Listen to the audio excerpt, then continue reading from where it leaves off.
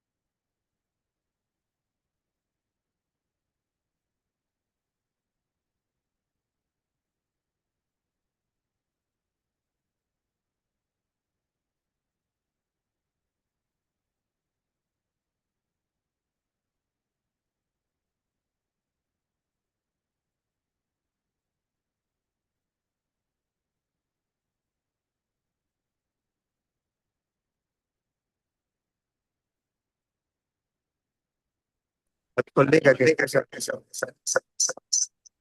cosa deve fare? Si sente il mio eco? Io che casino. Collega adesso l'iPhone e Mac. Si sente il mio livello. Bello della diretta. Poi si collega si sente il mio livello.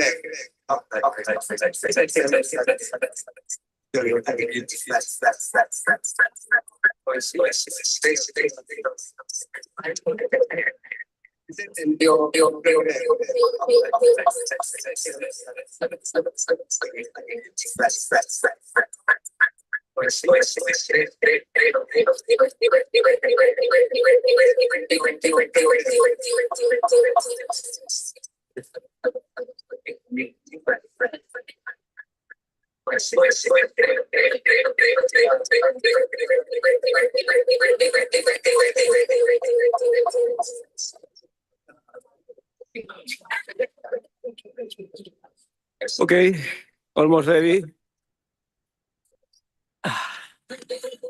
1 second. Well, I need to put this down. Here. Second. This down. Yep.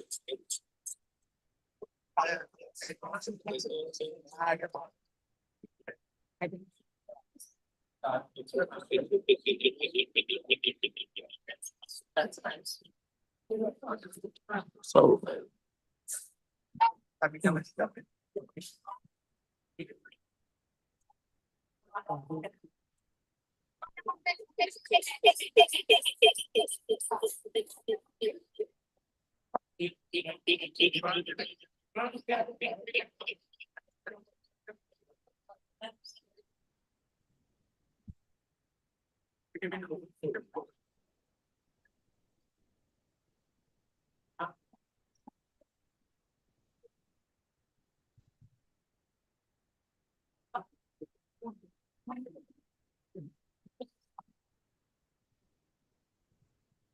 okay, now almost ready.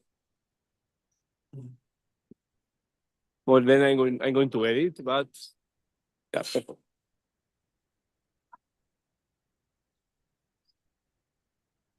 And let's also record from here.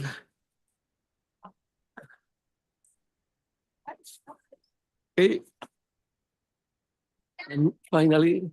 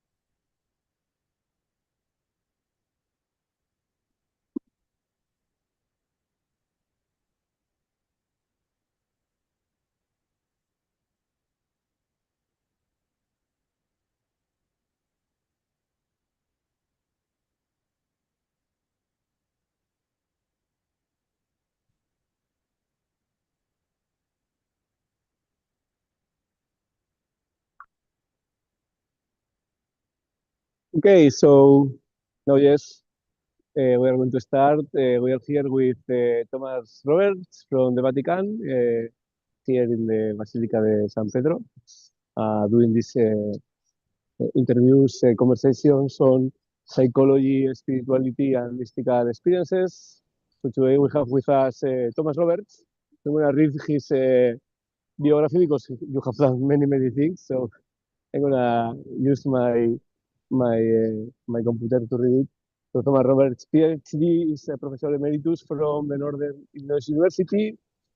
He has been visiting scientists at Johns Hopkins University, where we were collaborating with the psychedelic studies. We will talk about that also. You are the author and co-editor of a series of books, which I'm going to mention at the end. And you have spoken in many international conferences all over the world on psychedelic consciousness, psychedelic science. You are based in Illinois.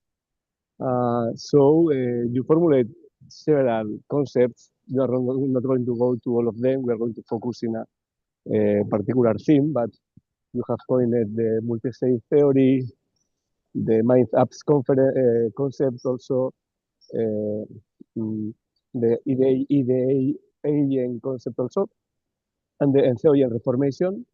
You are co-founder or founding member of the Multidisciplinary Association of Psychedelic Studies, of the Council of Spiritual Practices, of the International Transpersonal Association, and you were also the pioneer or creator. You launched the celebration of the Bicycle Day 40 years ago, if I am right. So now this is happening all over the world. So, and your publications include the book Psychedelics and Spirituality, which is the theme in which we are going to focus today, but also you are the author of Psychedelic Horizons, Psychedelic Medicine, the Spiritual Growth with Entheogens, the Psychedelic Future of Mind, Mind Apps, multi-stage theory, and tools for mind design. So first of all, how you became interested in, hi again, and how you became interested in all this field of psychedelics, in which you have contributed so much. Oh, well, thank you. I'm really pleased to get a chance to talk with you. Wonderful we can do this over this distance. Well, I've been active for a number of years, and if you keep going at it, you just get a lot done.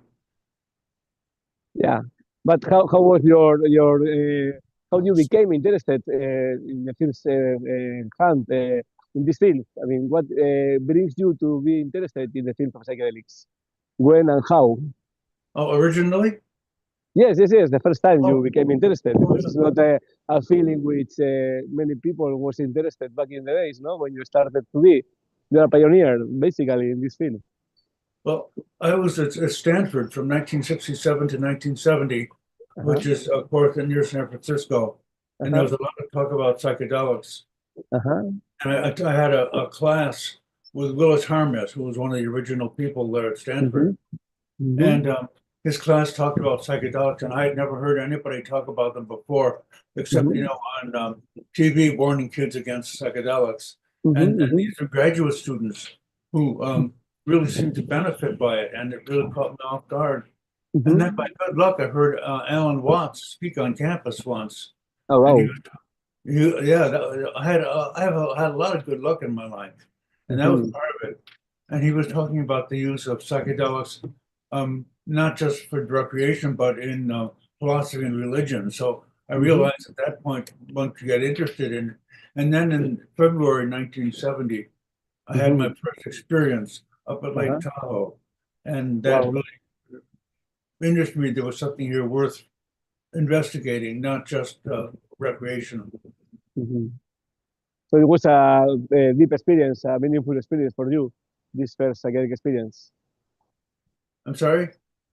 This experience was your first psychedelic experience was very meaningful for you. Yes. It really told me there was something I wanted to follow up in the rest of my life. And that really has given direction to the rest of my life. Wow. Largely out of curiosity. I mean, what's going on here? This is an experience like nothing I'd had before. And yet I had a sense it was very important and very significant somehow. And I wanted to trace down that importance and that significance, a sense that there was something important here that I wasn't quite getting. And that really got my curiosity going. Actually, I've been following that ever since 1970 now. So, and I'm still learning more, as you know, more is coming along all the time. Yeah. Well, it's been 55 years since then, no? 55 years. Yeah, that's right. That's right. Wow. Years. And you still remember it? Oh, it's still going, yes. Yeah. So we are going to focus, as I tell you, the focus is going to be psychedelics, entheogens, and the future of religion. There is this other term that was coined in the 80s, the term entheogens. So can you describe us define us the concept of entheogens and what is the idea behind it? In the 1980s? No, if you can describe us the concept, the term entheogens, and what is behind the idea of calling the psychedelics entheogens. Oh, yes, yes. Well, when I became interested in psychedelics, that got me interested in their religious and spiritual use. And then I picked up the word entheogen Yeah. somewhere along the line. I wasn't sure. Originally, it was used just as a substitute, a synonym for psychedelic. But I don't think that works very well because entheo, with the word theo in the middle, of course, directs it toward God. And I think the word entheogen should be used just only in the religious and spiritual use and not as a synonym for psychedelic. Yeah. And so, for instance, I can talk about the entheogenic use of psychedelics. And then psychedelics have their other uses, like psychotherapy. And I've invented the word called ideogen. Talk about how psychedelics can produce ideas too. And I hope that idea will catch on because I think with all the emphasis on medicine and psychotherapy, we're missing the importance of psychedelics in the world of ideas. Yeah, because it's like for creativity, no? For creativity and nice. Yeah, this is another avenue that must be more explored, no? But focusing in the idea of the entheogens and in the ideas you propose in your recent paper from the 15 years bizarre of words to personal sacred experiences, the new religious era, you propose that you propose three main ideas. No, the first main idea is that we are transitioning from an era of word-based religions to an era of experience-based religion, one whose foundation is an intense personal experience of sacredness or mystical experience. Can you describe us this idea a little bit more? What do you think is going to happen and how it's going to be this transition? Now in religion? Yeah, you were saying in this paper, no, from the 500 years bizarre of words, you say that we are transitioning from an era of word-based religions to an era of experience-based religion, one whose foundation is an intense personal experience of sacredness, of mystical experience, no? I'm not sure that I got that, but were you asking about spiritual use, intellectual use? Yes, you remember this paper you sent me from the 500-year bizarre of words. You remember this paper from the 500 years bizarre of words. So you have three main ideas in this paper. Oh, no? yes, yes. So what is the first main point you are doing in this paper? Well, I want to point out, I forgot now which order I put them in. One is that mystical experiences form a center of religion. Okay, and they always have. The Catholic system has been much better on mysticism than Protestantism. Protestantism has relied too much on books and the words rather than experience. And Catholicism is much better on things like meditation and so forth, which can bring about mystical experiences. And then I want to point out that that mystical experiences can produce very healthy effects. And that we know that when people are happy and feeling healthy and things are going well in their lives and so forth, their immune system is going very well. And so is there a way of making the immune system of a person feeling very unusually well, even more than usual? Will this boost the immune system even more? So this is what I'm wondering if still psychedelics do this. Will psychedelics not just will take advantage of the natural immune system and boost it up to a higher level, so that we then can use psychedelics in a way of general health. And there's some recent research that just came out recently that shows that psychedelic experiences are good for inflammations. A side effect of their doing the therapy has been with some people who have had inflammations. I've seen them partially treated. No, it's not a cure-all, but it certainly helps and it boosts the natural immune system in the body. So Okay. that's an idea that I hope will catch on a little more because it gives a reason of people doing psychedelics other than just psychotherapy or religion Uh-huh. or Yeah. science. But focusing in the idea of this feature of religion that you propose, how is your proposal of this transition from the word-based religions to experience-based religions? How is going to be this transition, and what are the main characteristics of experience-based religion? And the basis of religion? Yeah, what is going to be this idea of the experience-based religions that you Oh, yes. propose? Yeah. What are the characteristics, the main characteristics of these experience-based religions, and which role play the entheogens or psychedelics in this transition, actually? I think that's a big advance. I think Western religion now is moving from a time, especially in Protestantism, some in Catholicism, but less, of moving from a period of being word-based to experience-based. Now, words are still being important. This is adding another layer. It's not subtracting words, but it's adding experience so that the people understand the words. And people understand words like awe and grace and heaven and hell and blessedness, not just as words that they hear about and try to believe in, but they have experiences that can make those words seem very real to them. Okay, more significant. Yes, and really give them meaning in their own lives. And that's I hope that's the distance we're moving in.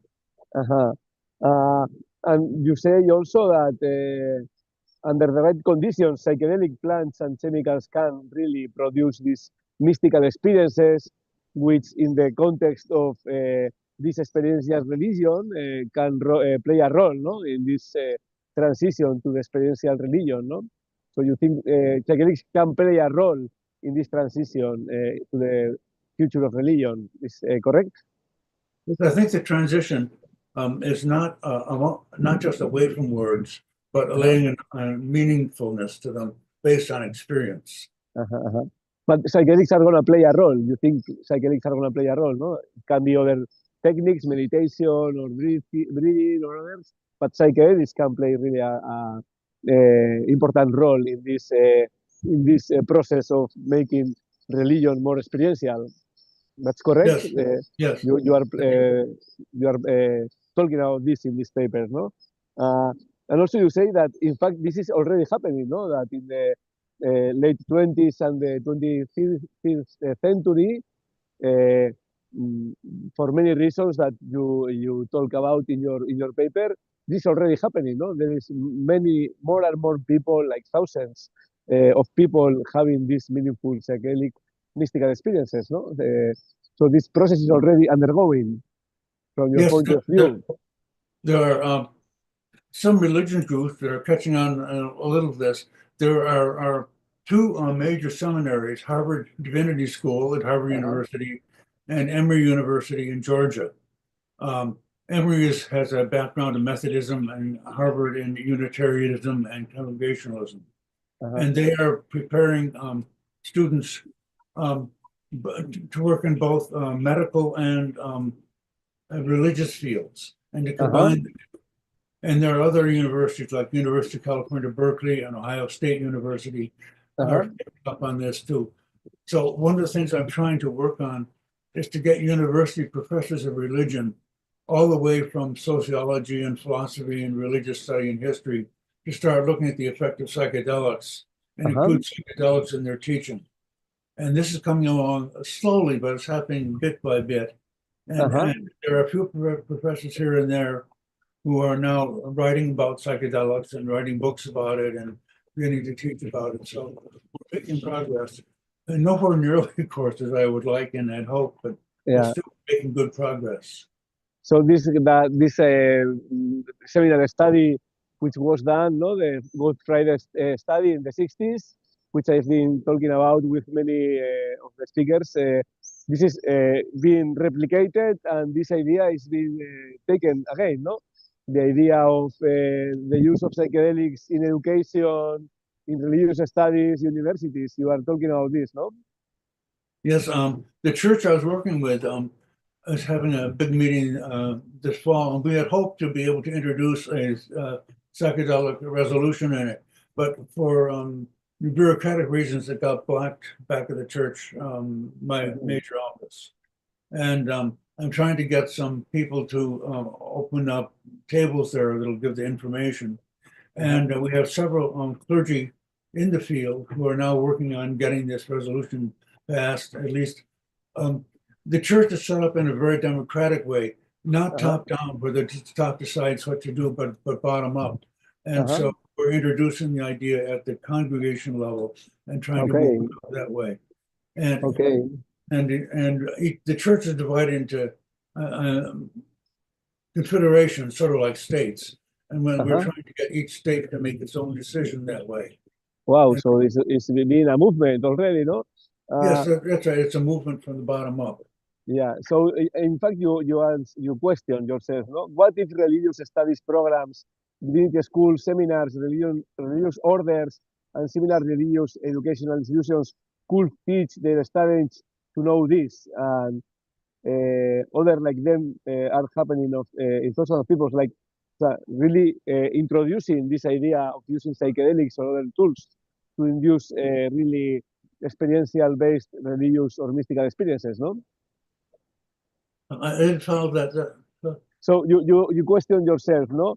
What if religious studies programs, divinity schools, seminars, religious orders, and similar religious educational institutions could teach their students to know this in this way? So what can happen? What is the answer for you of this question? If this starts happening in a escalating and happening in many different divinity schools, religious studies programs, seminars, what can happen? Which change can we see out of it? Yeah, they're trying to boost that. Harvard is really taking the lead in that. They and Emory. Harvard has an association of three groups: the Divinity School, the Humanities School, and the Law School are all getting together. And they have one publication that they put out once a month, and sometimes more than that. So that brings together law, the humanities, and theology. And by working together, they're much more powerful than they are individually. And there are I'm sending out materials by email to a list almost every day, and also in the Association for American Psychological Association, there's a group on the psychology of religion and spirituality. And I post there to their office, to their email once a week, approximately, more than that. And there are some people there, of course, who think it's just a waste of time, but there are a fair number, especially the younger people, who are catching on to this. So it's really quite rewarding to see people catching on to this field. And there are people hidden, allies hidden in the scholastic world and in the church world who know about psychedelics, either just from reading about them or their own experiences. And there's hidden allies who are very helpful in that way. So it's already happening, but many people don't want to talk about it publicly, no? It's something happening in a hidden way also. Yeah, it's coming along. Of course, I always want it to be faster, but who doesn't? But it's really quite. And now what's really happening is that there's so much interest in psychotherapy that's kind of setting the base. I see psychedelics are going through 4 stages. The first stage is basically biology and psychotherapy. And that's most of the interest and most of the money and most of the research is now. And then as people are studying that, like the research that happened at Johns Hopkins, they discover people are having mystical religious experiences. And then, so that sort of opens up the second stage, the religious Entheogens stage. The stage now that I'm trying to develop. And this is just coming along. It's coming along, but not as much as the medical biological stage. And then as people study religion, they get into things like values and humanities and the arts. and nature of truth, the nature of mind. And those then move us for just from the religious area and the spiritual area into the more philosophical, intellectual, scholarly area. Okay, okay. And then what I see happening is that people start asking a different type of question. When they'll say, well, here we are studying psychedelics and all the things they can do. Are there other things other that the mind can do besides psychedelics? So then they get into hypnosis and meditation and yoga and the martial arts, and realize that psychedelics are just the opening to a much wider view of the human mind, and the possibility that our mind can use a lot of different states, and even by combining them in new ways, make states that have never existed before. For example, let's say you find, let's say psychedelics and meditation and breathing exercise. Okay. You could produce new recipes that the human can produce. And those new recipes will allow us to do things with our minds that we haven't done before. So that's the big 4 stages that I see that we're working on. And of course, biology and medicine is the first stage, and that leads us into the second religion stage, and that leads us into the scholarly stage. And then the question is, the human mind is something we can design, not just it is. So the idea of like chemistry, you can put them together in different elements together and make new chemicals. We can put different mind apps, I call them, together and produce new things in our minds. Okay, so the idea of entheogens, in which stage you are putting it, in the third or in the fourth? The idea of entheogens. Yes, yes. This is in the third stage or in the fourth stage? Entheogens idea. Yeah, I think it's important to, like when you talk with people, and you, Bernard, who say, oh, I have this idea I never thought before, or I never thought about looking at things this way, or I wonder what would happen if. So we have, or we can look at psychedelics in every academic field. You're not just medicine and biology and psychotherapy. Yeah. But of course, there's the history, but there's the psychedelic approaches to history, sociology, psychology, and the arts. And so I want those fields to get enriched with psychedelics the way biology and medicine have gotten enriched. Yeah, and to see what happened. Yeah. And can you describe us as this concept of mind apps? What is the meaning of mind apps for you? It's a little analogy I make. Is on our computers, we can install programs and apps, and we can do new things with them. And I'm saying we can do the same thing with our minds. We can install new things in our minds and do different new things with our minds when we develop these various apps. And we have all the research that's going on now in the nervous system, the human mind, is really largely done from the point of view of health and mental health. But also, those are ways of learning to use our minds in different ways. For example, a lot of research now on using magnetism and light, sound on the human brain. Now, they're using it, to overcome illnesses and strokes and that sort of thing. But I'm saying this also opens the door to developing the human mind. That's like combined, let's say, magnetism with hypnosis and MDMA. We would produce a mind-body. We could consider those things as similar to 3 elements in chemistry. We can combine and make new elements. We combine new mind apps into new combinations and do different things with our brain-mind complex. So there are many things to be studied already, no, and combined to know what really can be done with all these medicines, no? And we have no idea what some of these combinations. No one has done these combinations already, no? Yeah, I think most of them will just be interesting. There won't be much use. Yeah. Like in chemistry, you can put all these chemicals together in lots of ways, and most of them are just kind of curiosities. But a few of them are useful. And what we have to do is discover which mind states will be useful for what, under what situations. And just as we do now with chemicals, we have to treat our brain-mind complex as chemical instructions. Okay. Well, going back to the idea of psychedelics and mystical experiences, you also mentioned Houston Smith, which was one of the participants in the Godfather experiment. and you quote him saying that, well, you quote him twice. You say that he really said that his psychedelic experience was very meaningful in the sense of being a mystical experience. But then you quote him saying that the main point is not the mystical experience. The main point is to have a spiritual life. That's correct? Yes, that's right. It's because of who did I quote? Houston Smith. I mean, this is in your paper, no? You say first that in the cleansing the laws of perception, he really say that the role of the mind altering plants and chemicals have played an important role in human history. He also mentioned that he has a really meaningful experience with psilocybin in the Good Friday experiment.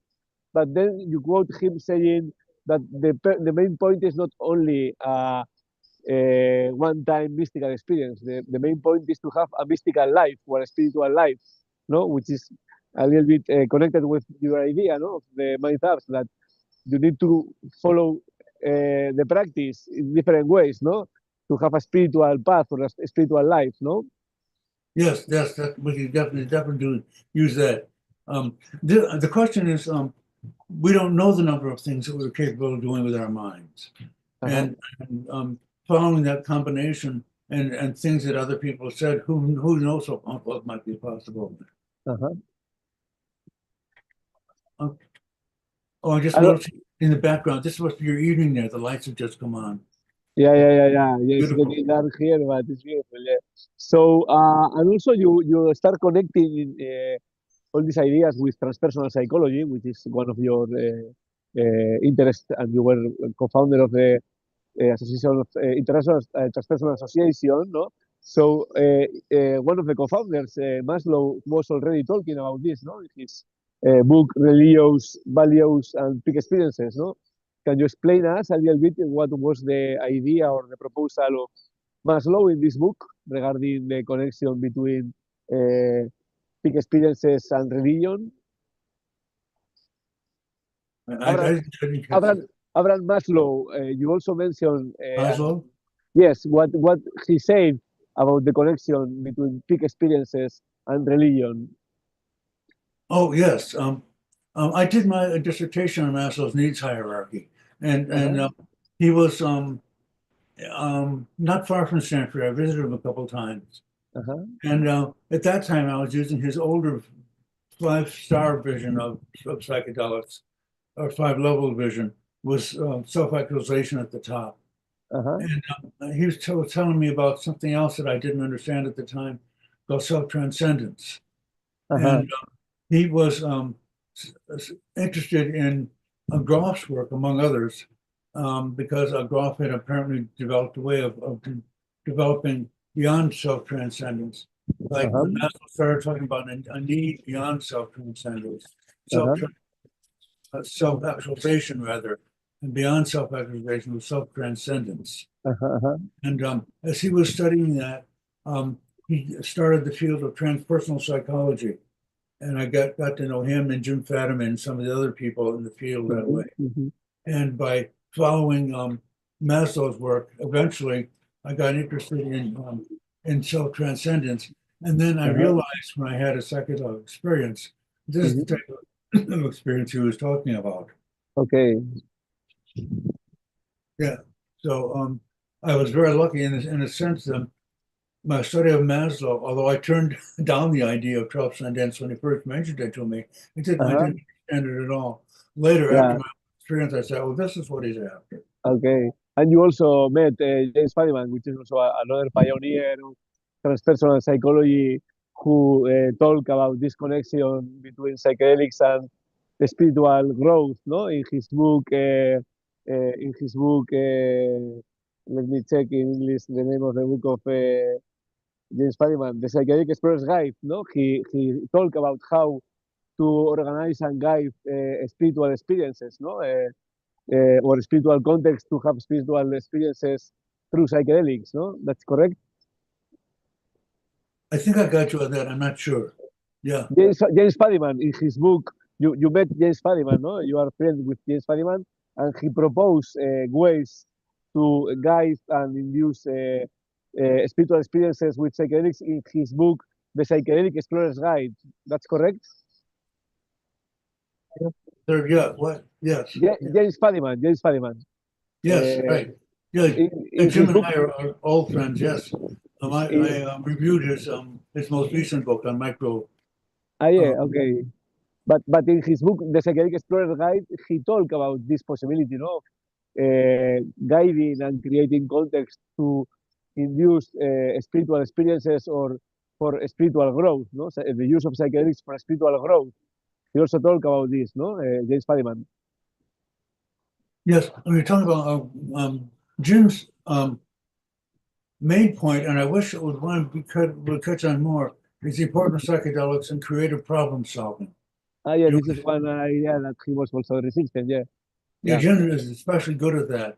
And of course, he was part of that original study that was done back in 1966. Yeah. Because the main author of that was Bill Harmon, that guy I had that class with at Stanford. Yeah, you were with him, yeah. Yeah, and Jim's book,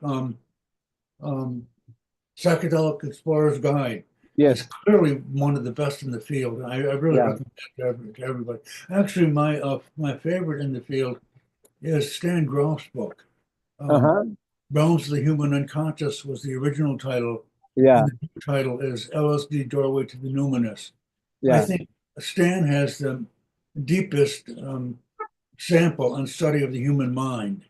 Because he looks not only at what's looked at now in psychotherapy is overcoming personal problems, like depression and anxiety or alcoholism. And now the work that's being now is working on those particular problems. But when those problems are solved, that doesn't mean that's the end of it.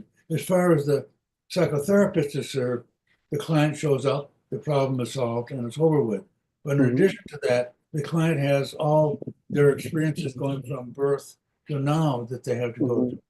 So some people will have a presenting problem taken care of and solved, and then they'll do psychedelics again, and they have all this terrible stuff coming back, and it's stuff that's still garbage from earlier life that hasn't been resolved.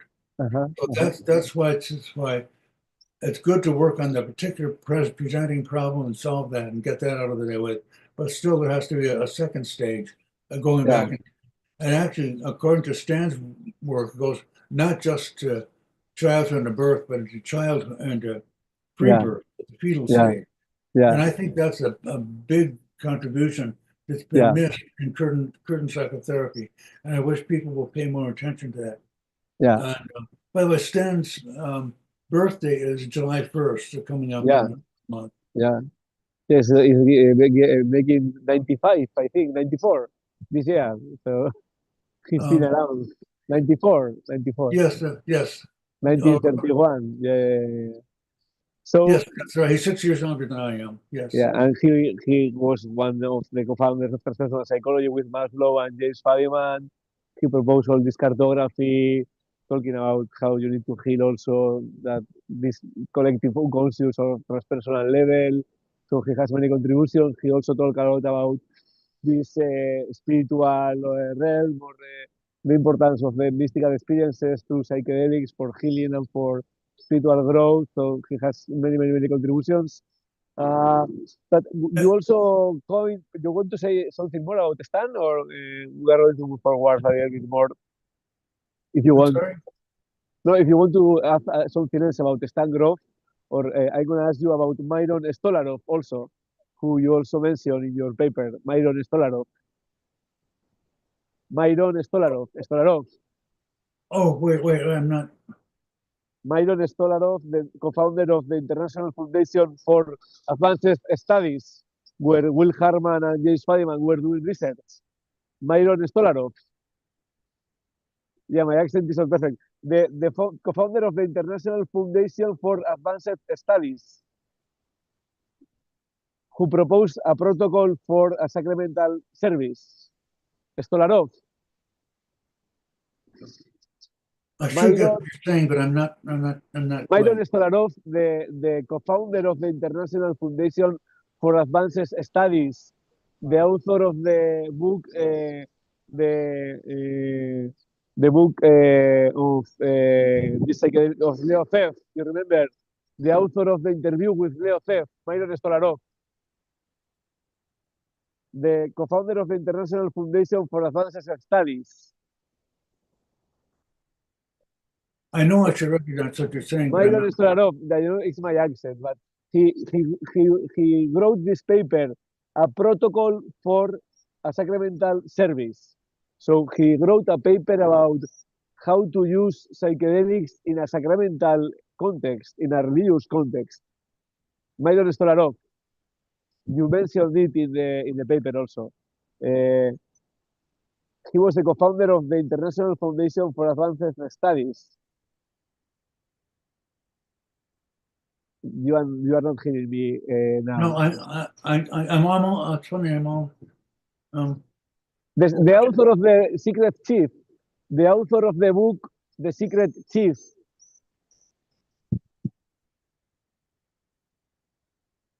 Well, anyway, we are going to move forward, but the idea is that they are really, and you also make a proposal, no, about how the psychedelics can be used as sacraments, no?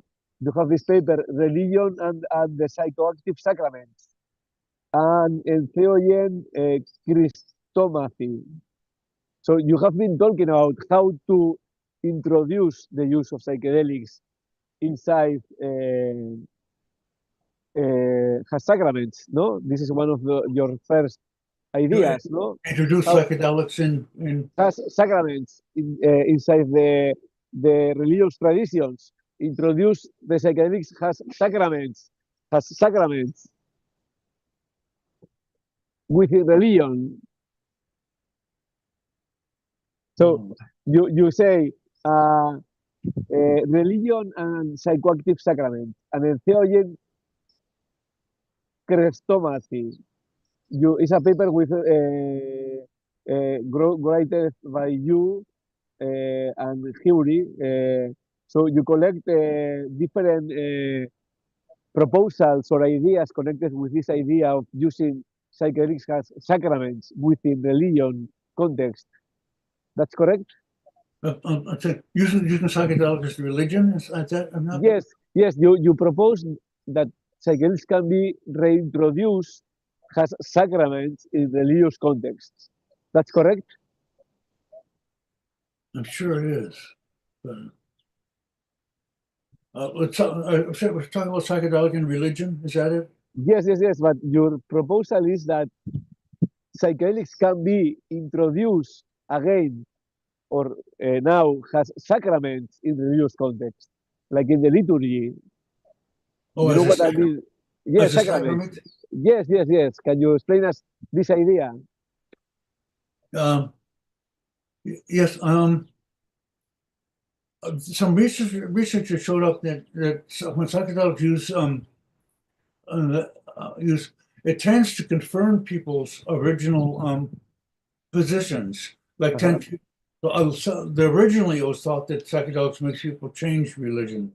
That happens to some extent, but they're finding out that people tend to understand their current religion in a better way, so that those who are familiar, let's say, with the psychedelics or sacraments, that they tend to incorporate them into religion. I would like to see something happen where, let's say, religious groups, let's say a religious order, for example, would take up psychedelics as their business. I would love to see the Jesuits get into this from an intellectual point of view. And I think that orders of nuns would be wonderful people to lead sessions because they are so understanding and loving. And this would be a wonderful advance in psychedelics. And it would help the orders sort of develop their own way of working too. And I could imagine that, let's say in Protestant churches, that certain groups would form that would be, their word would be to use psychedelics in a spiritual, religious sense. And it's very important to notice that psychedelics are not right for everyone. And we should not make the mistake of we commonly make the mistake that I made when I first took psychedelics. Yeah. This was wonderful. Everybody should do this. I realized that a lot later the experience I had was my set and my setting. Not everybody else with different sets and different settings would have very different experiences. Yeah. Wrong to suppose that the feeling and experience I had would be the same that other people would have. And most people make that mistake too. There's particularly people who had good experience, I think, oh, everybody should do this. But really, people have to be screened.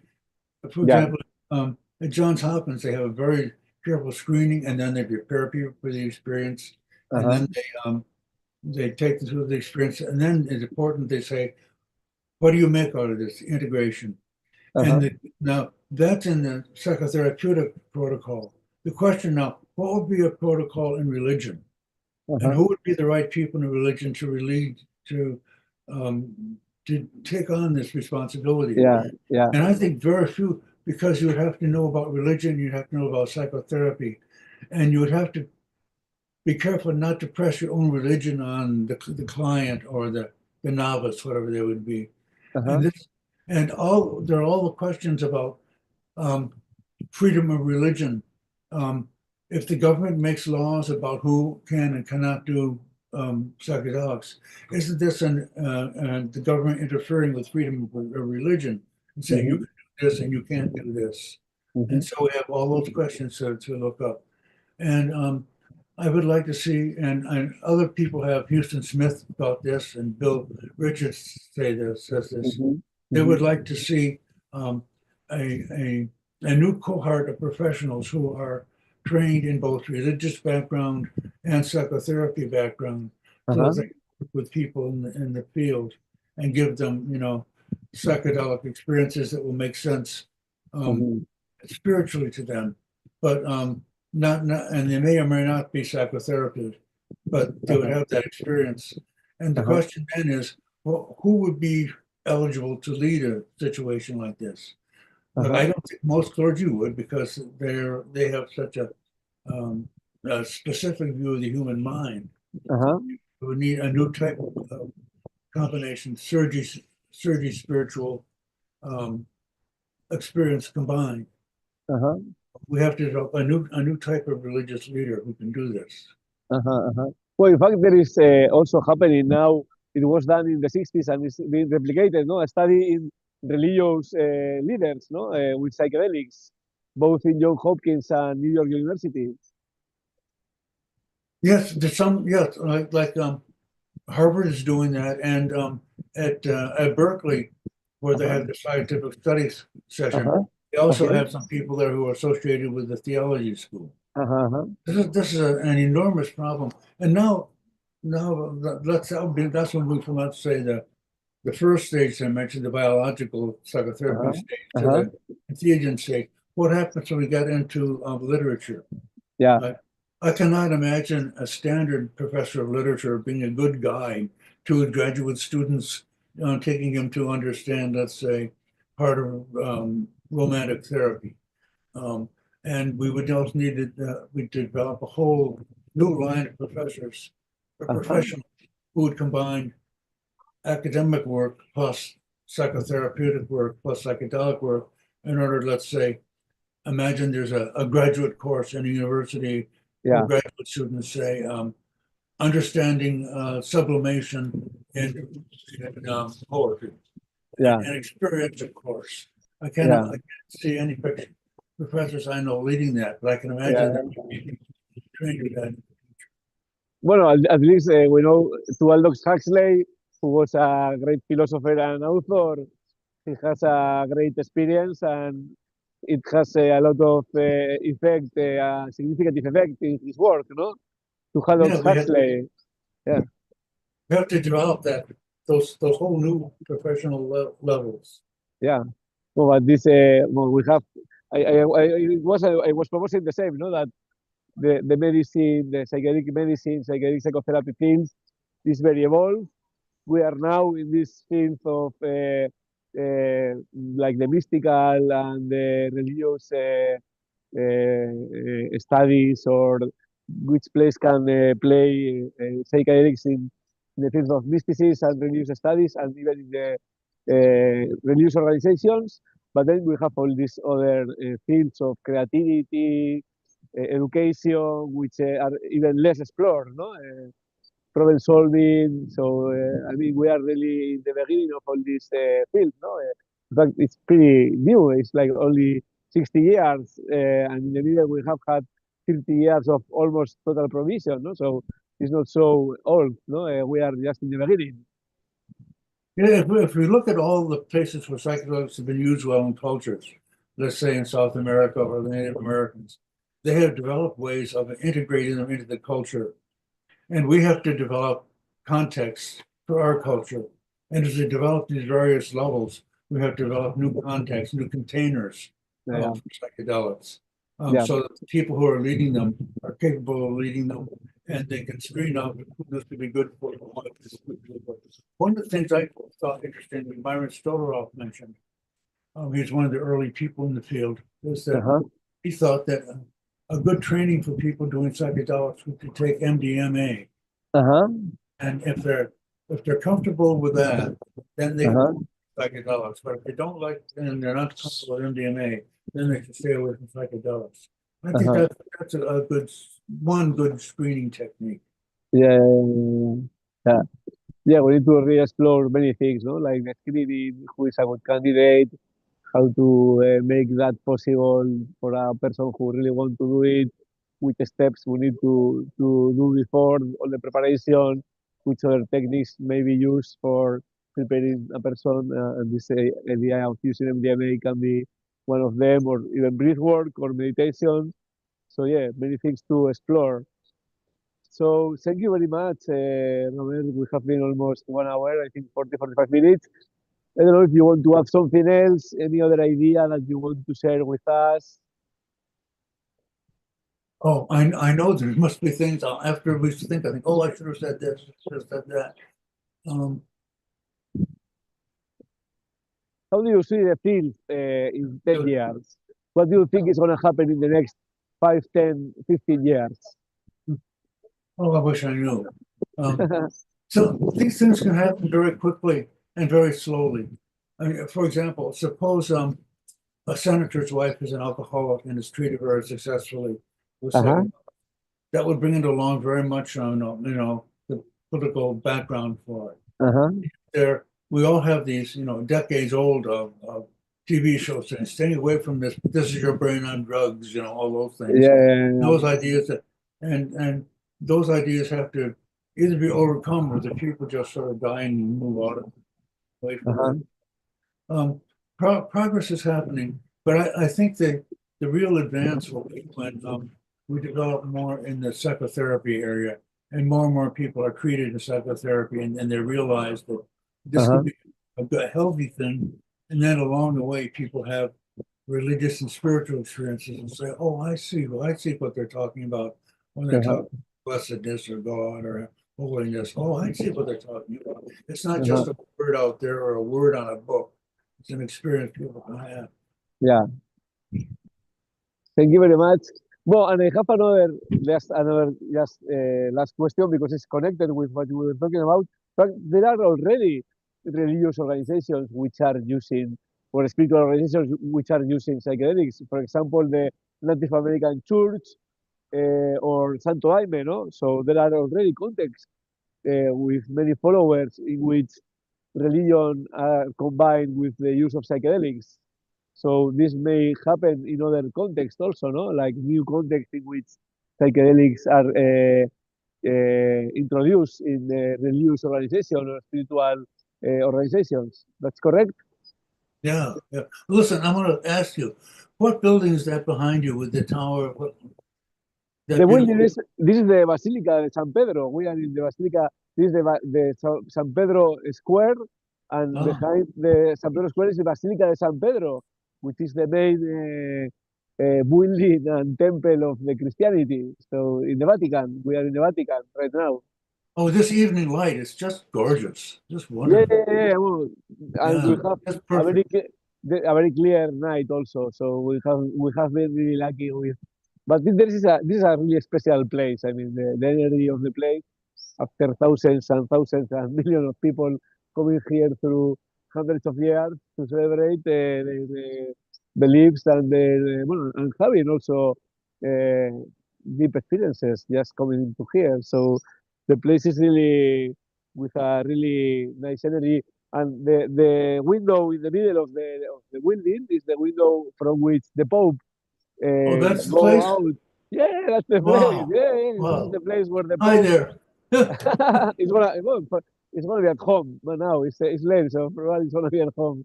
So on Sunday it's gonna be a mass. The main mass, his first main mass being the new Pope is from this window and from this building. Wow. So this square is gonna be full of 100,000 people, but there is gonna be also people not only in the square but in the avenues surrounding us. So yeah, it's a special. Well, it's like La Mecca for the Christians, really. It's like the equivalent of La Mecca to the Christians. So a very special and holy place also. So Oh, perfect that's to talk wonderful. about psychedelics, about the Entheogens mystical experiences and the future of religion, really. Yeah, You have a perfect location. yeah, totally. So thank you very much, Robert, for your time. So this is gonna be available in our internet, in our YouTube channel, the YouTube channel of the Integrative Transpersonal Institute. So I will send you the link as I upload it. And so we are going to have some more interviews. This is the seventh I have done so far, including Albert Garcia Romeo, who you know from Johns Hopkins. Also Brian Richards, the son of Bill Richards, participate. Also Jorge Ferrer, Luis Eduardo Luna, yourself, and some others. But already I'm pushing to happen with Rick Doblin, also someone from Imperial College. I'm trying to have someone also from New York University, from like the main research centers. So we're still having these interviews at least for a few more days from the Vatican. So thank you very much, and we will Thank be in you. touch. Yeah, yeah. Nice to have you also. That's Bye bye. wonderful. Yeah, yeah, yeah. Have a good day. Bye. Bye Bye. bye.